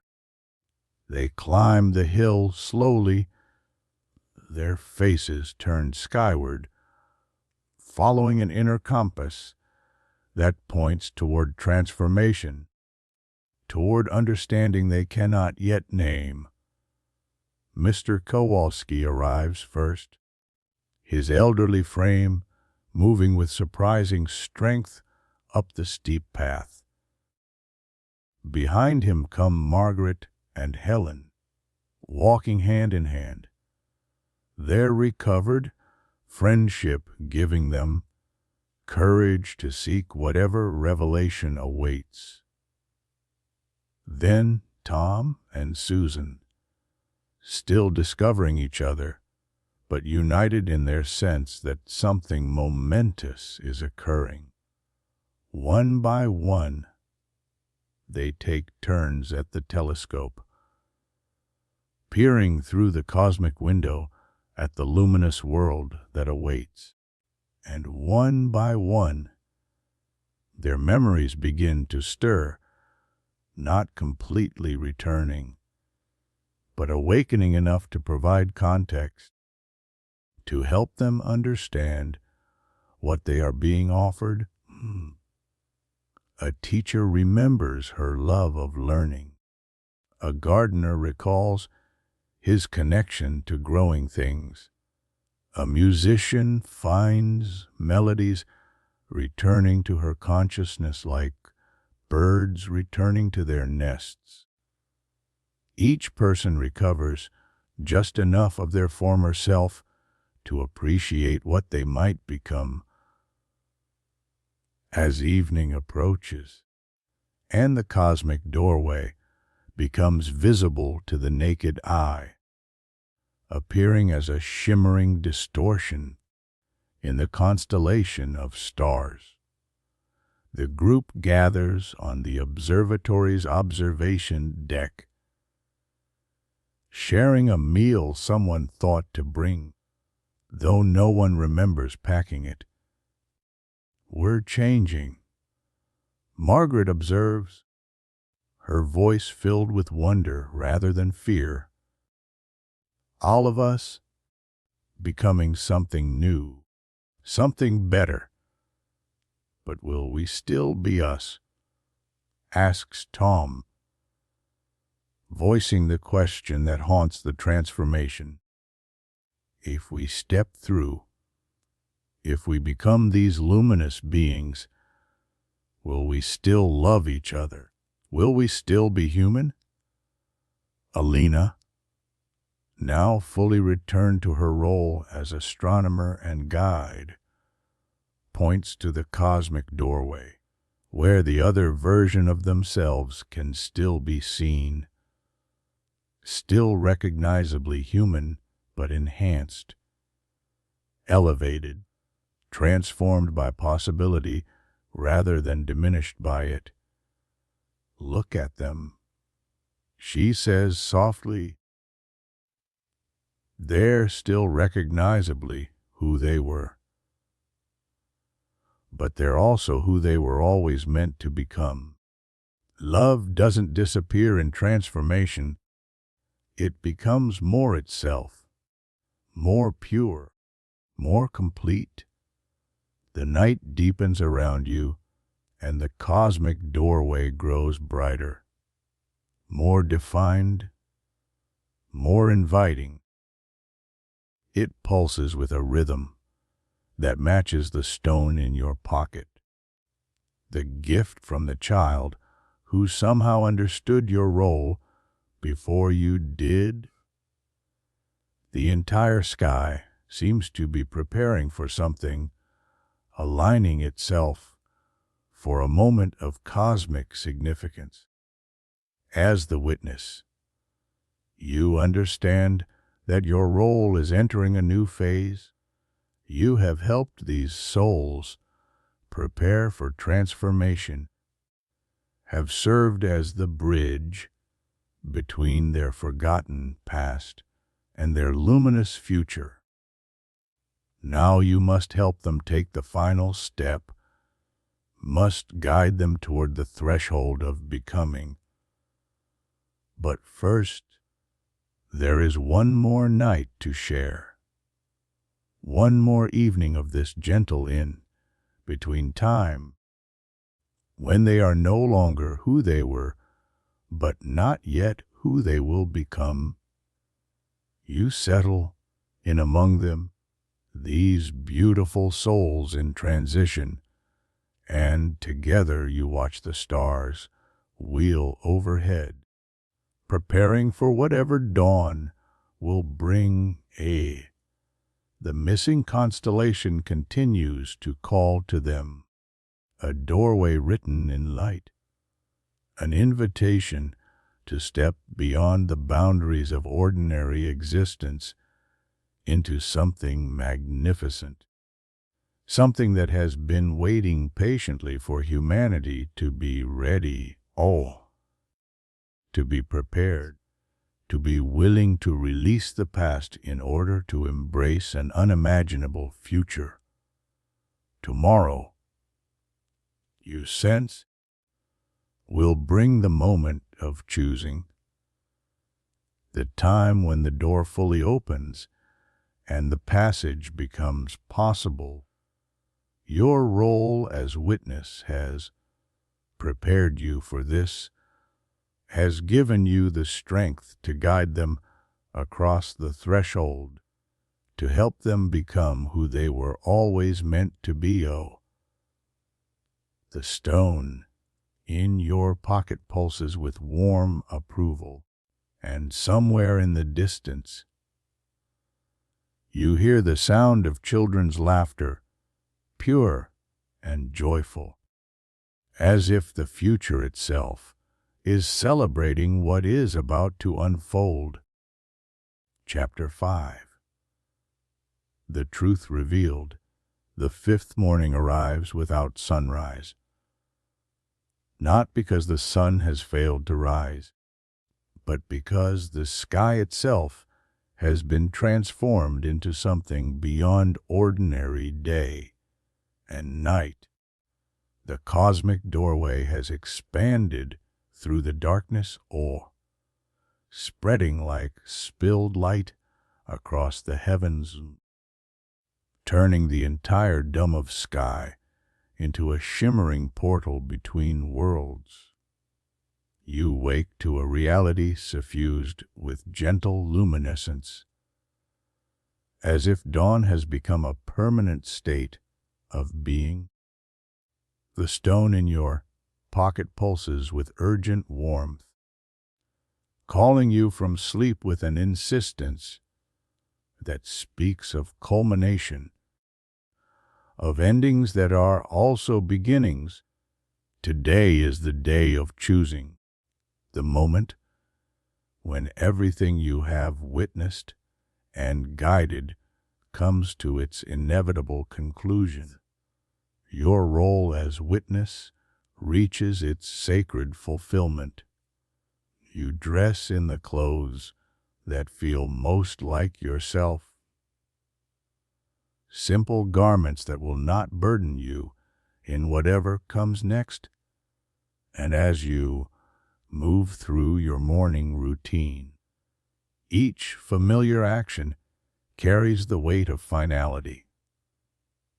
This may be the last time you brush your teeth in this bathroom, the last time you look out this window at this version of your neighborhood, the last time you exist in this reality as you have known it. Outside, the transformed world pulses with anticipation. The light that suffuses everything makes colors more vivid, makes the air itself seem alive with possibility. People move through their routines with a dreamy quality, as if they are sleepwalking toward their destiny, guided by instincts deeper than conscious thought. You walk through streets that shimmer with otherworldly beauty, past houses that seem to glow from within, past gardens where flowers have begun to emit their own soft radiance. The transformation is accelerating, the barrier between the worlds growing thinner with each passing moment. Your town is becoming a liminal space, a threshold between what was and what will be. At the park, a large gathering has formed, not planned or organized, but drawn together by the same invisible force that has been guiding events since the beginning. Everyone is here, every soul who has been touched by the great forgetting. Children with their infinite capacity for wonder, adults with their hard-won wisdom, elderly people with their deep acceptance of life's mysteries. Alina stands at the center of the gathering, her astronomer's knowledge fully restored, her understanding of what is occurring complete. She speaks to the crowd in a voice that carries clearly through the luminous air, explaining what they are all witnessing, what they are all preparing to become. The missing constellation was never truly missing, she says, her words reaching every ear, every heart. It was transforming, becoming a doorway, a passage to the next phase of human existence. We have been prepared for this moment, stripped of our old limitations, our old patterns of thought and behavior, so that we could step through unburdened. You move through the crowd, observing faces you have come to know so well over these past few days. The woman who tends her roses now radiates the same gentle light as her flowers. The children who invented new games shine with creative energy made visible. The couples who rediscovered love burn with the pure flame of connection unencumbered by history. Mr. Kowalski sits on a bench, his elderly frame somehow more solid, more present than before. His forgotten wife's face has not returned to his memory, but something better has taken its place. An understanding that love transcends individual forms, that the connection he mourns has never truly been lost, only transformed into something larger, more universal. Margaret and Helen stand hand in hand, their friendship no longer dependent on shared memories, but rooted in the deeper recognition of kindred souls. They have chosen each other anew, not because of what they once were, but because of who they are becoming. Their bond glows with the light of eternal connection.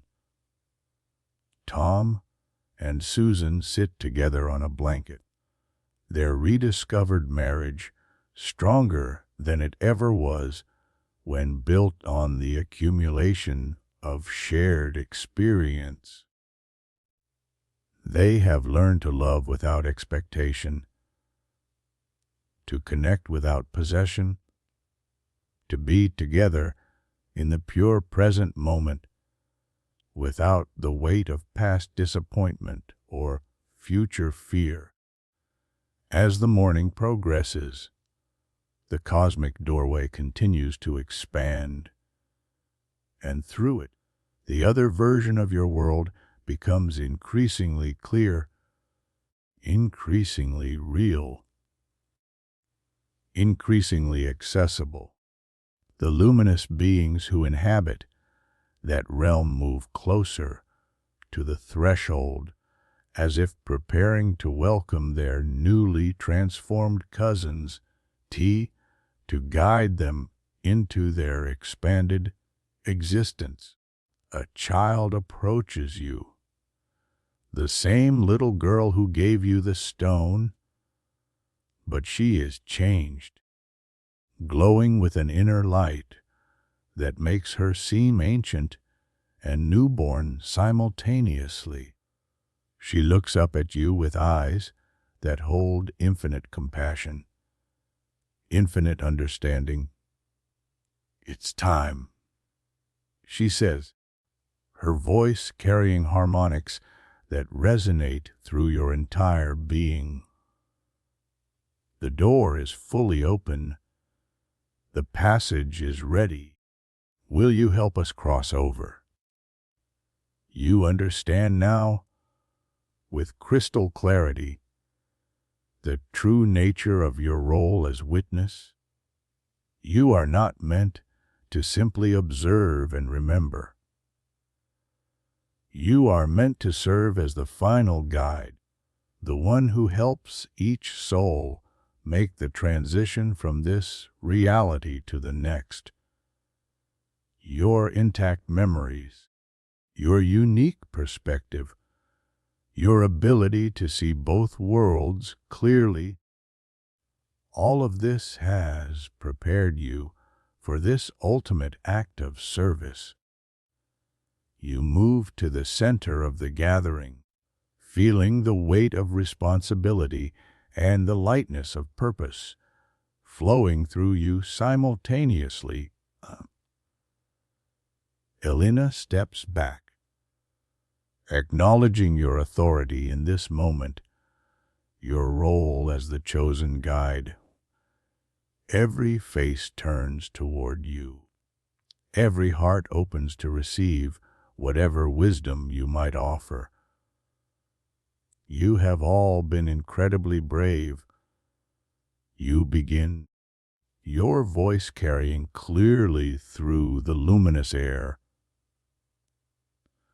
to let go of everything you thought you knew about yourselves, to trust in a process you couldn't understand, to follow instincts that led you away from familiar shores toward unknown territories. This courage has prepared you for what comes next. You gesture toward the cosmic doorway, now so vast it fills most of the sky, pulsing with invitation, with promise, with the certainty of transformation. That passage leads to who you truly are, who you have always been, beneath the layers of limitation and fear and accumulated experience. It leads to a version of existence where love is the fundamental force, where creativity flows unimpeded, where connection transcends individual boundaries. A murmur of excitement ripples through the crowd, but also uncertainty. The magnitude of what is being offered, the completeness of the transformation. It requires a leap of faith that feels both natural and terrifying. What about you? Elena asks, her question voicing what others are thinking. Will you come with us? Will you step through as well? The question you have been avoiding, the choice you have known was coming, hangs in the luminous air between you and the community you have come to love. Your role as witness has kept you separate, has made you the observer rather than the participant. But now, at the moment of transition, you must decide whether to remain in the old world as its final guardian, or step through into the new reality with everyone else. You reach into your pocket and withdraw the stone the child gave you. It pulses with warm light, a beacon of connection, a reminder that even as the witness, you are not separate from this community. You are woven into its fabric, just as surely as everyone else. Your remembering has been a service to the whole, but it need not be a prison that keeps you from transformation. The role of witness ends when there is nothing left to witness. You say, understanding flowing through you like revelation. This world, this reality, is completing its purpose. Everyone who is meant to transform is here, prepared, ready. There is nothing left to guard, nothing left to remember, except the love that carries us all forward. You hold up the stone, and it blazes with light that connects to similar lights beginning to glow within every person present. The network of connection you saw in the library's maps made manifest, visible, undeniable. You are all part of the same luminous web, all threads in the same cosmic tapestry. We go together, you declare, and the words resonate through the gathering like a bell, like a song, like a prayer answered. We cross over as one community, one family, one expression of consciousness evolving toward its highest possibility. The cosmic doorway responds to this declaration, opening wider, becoming more inviting, more accessible. The luminous beings on the other side move closer, their arms extended in welcome, their faces radiant with joy at the reunion that is about to occur. One by one, families and friends and neighbors join hands, creating chains of connection that spread throughout the gathering, linking everyone in an unbroken circle of shared intention, shared courage, shared love. The children lead the way, their natural fearlessness showing the adults how to approach the threshold of transformation.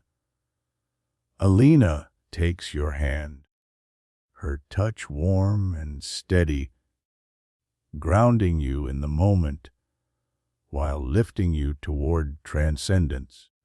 Thank you, she whispers, for remembering, for witnessing, for helping us find our way. The moment of crossing arrives without ceremony, without drama, as naturally as stepping from one room into another. The cosmic doorway reaches down to embrace the gathering, or perhaps the gathering rises to meet it. The boundary between earth and sky dissolving in light and possibility. You feel yourself lifting, transforming, expanding beyond the limits of individual existence, while somehow becoming more yourself than you have ever been. The stone in your hand dissolves into pure light that flows through you, connecting you to every other soul, making this transition, creating a symphony of consciousness that encompasses all of human experience while transcending it completely. The other world receives you with gentle welcome, reality reshaping itself around your transformed presence. You are still you, your memories intact, your personality preserved, but enhanced, elevated, freed from the limitations that once constrained your expression of who you truly are. Around you, your community settles into their new existence with the natural ease of people coming home after a long journey. The children immediately begin exploring their expanded capabilities, discovering they can play with light itself, can communicate through pure intention, can share dreams and imaginings as easily as speaking.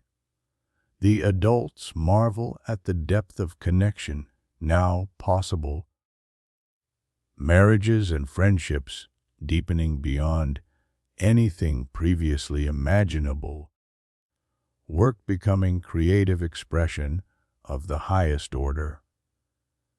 Every interaction an opportunity for mutual elevation and joy. The elderly find that age has become wisdom made manifest, their accumulated experience transformed into gifts they can share directly, heart to heart, soul to soul. Their bodies may be transformed, but their essence remains. Enriched by all they have lived and learned, Elena becomes the astronomer she was always meant to be, studying not just the stars, but the very fabric of consciousness itself, mapping the territories of possibility that stretch infinitely in all directions, her role expanding from observer of the cosmos to participant in its ongoing creation. Mr.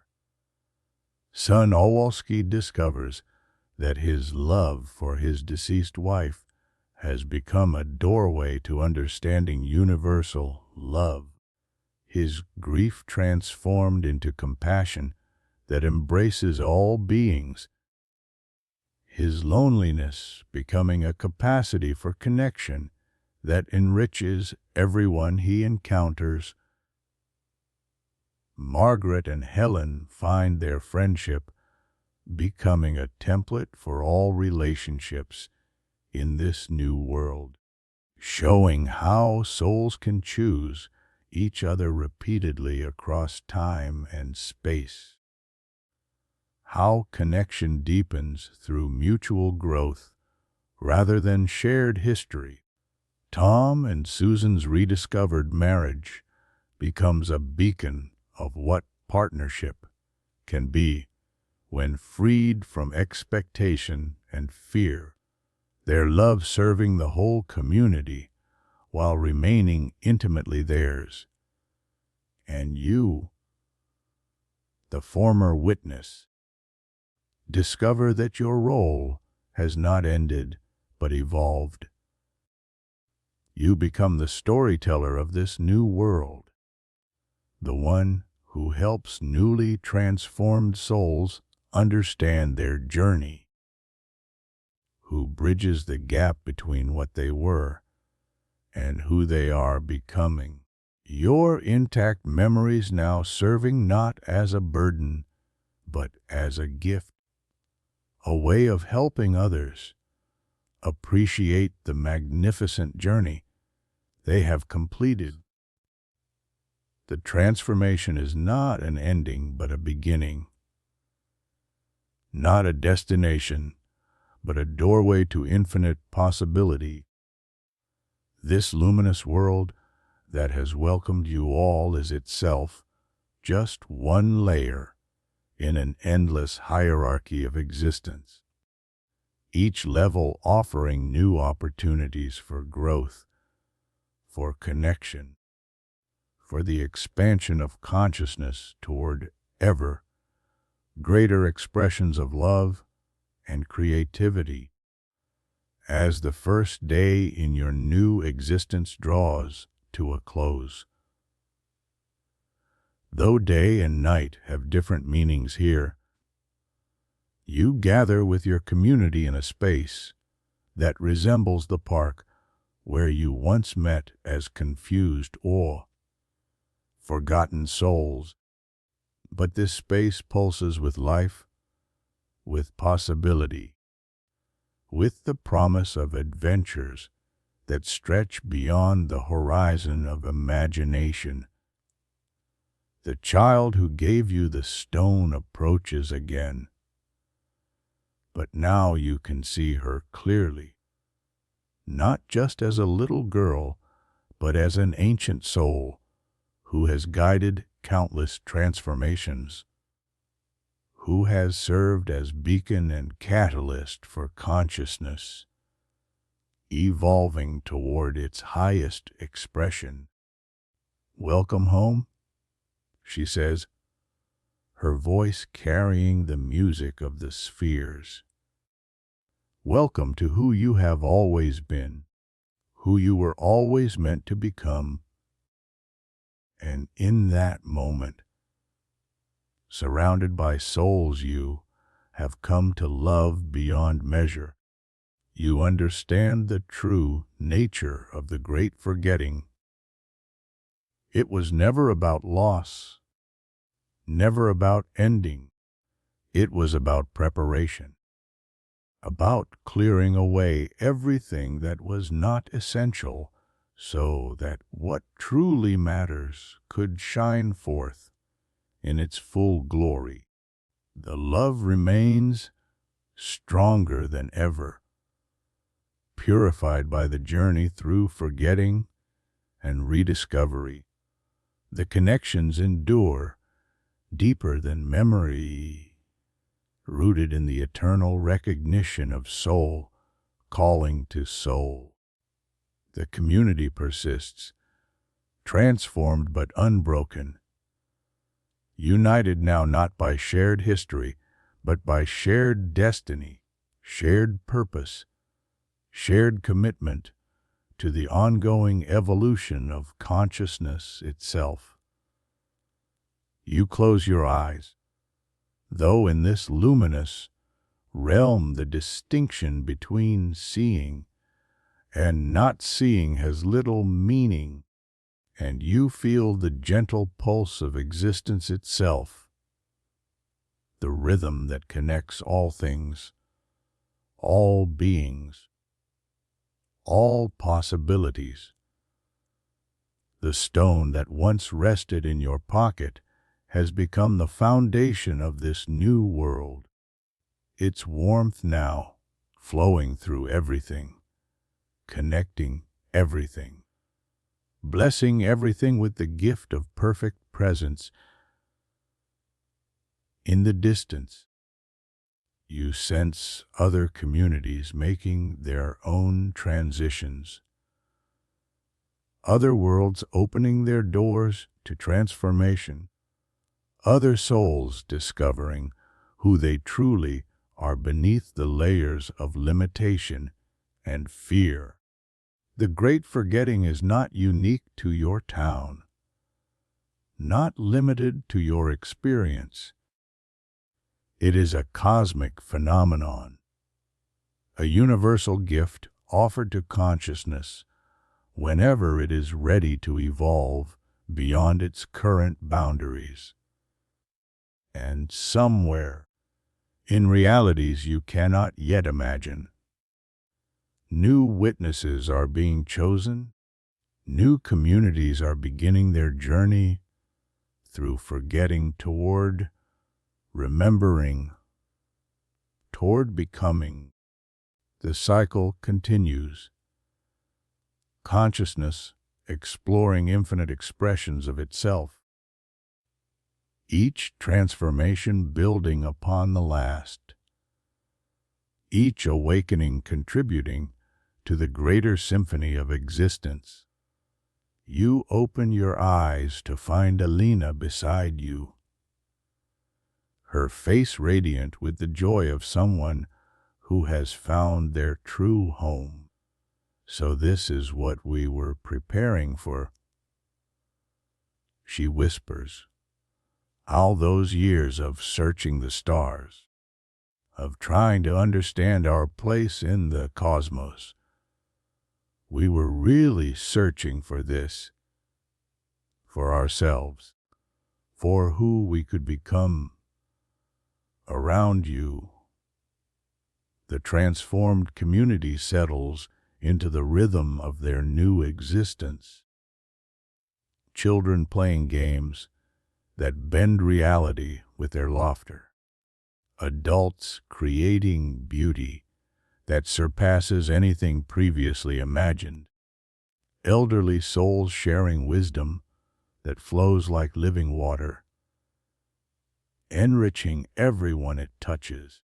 The boundaries between individual and community, between self and other, between dream and reality, have become fluid, permeable, allowing for new forms of connection, new ways of being together, while remaining magnificently, uniquely yourself.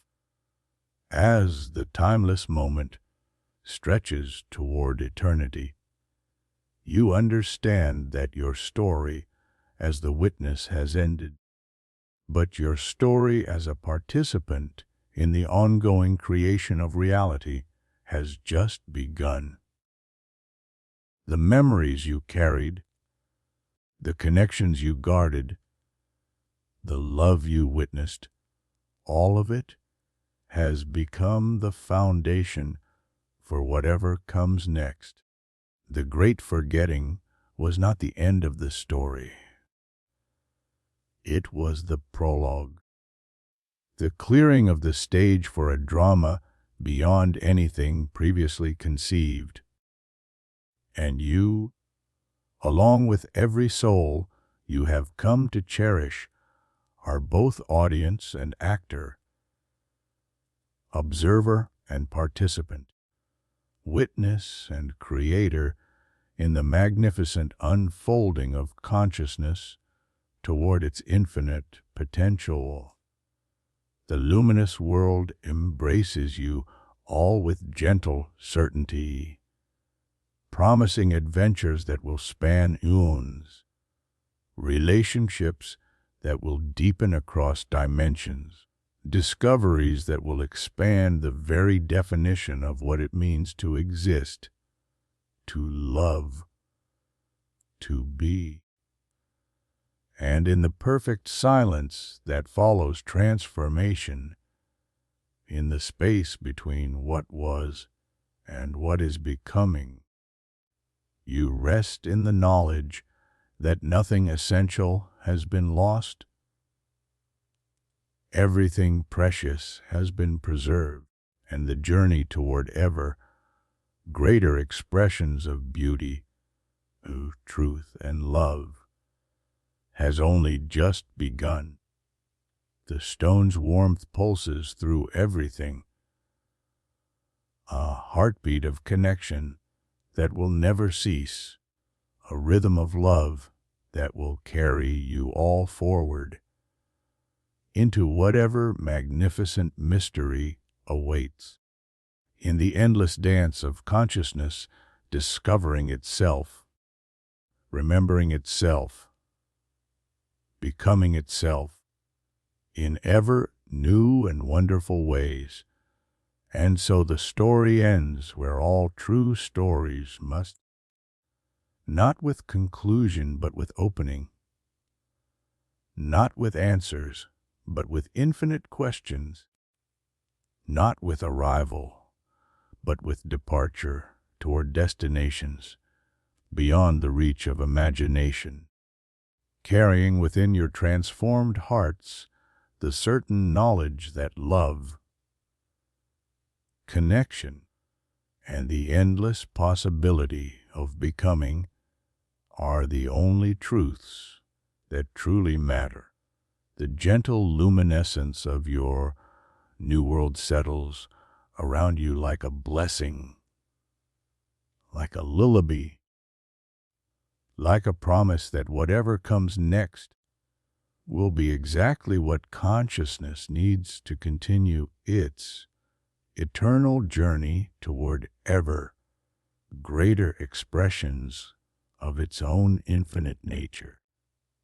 In the distance, you hear the sound of children's laughter, pure and joyful, as if the future itself is celebrating what has been accomplished, what has been preserved, what has been transformed, and what is yet to come. The great forgetting is complete.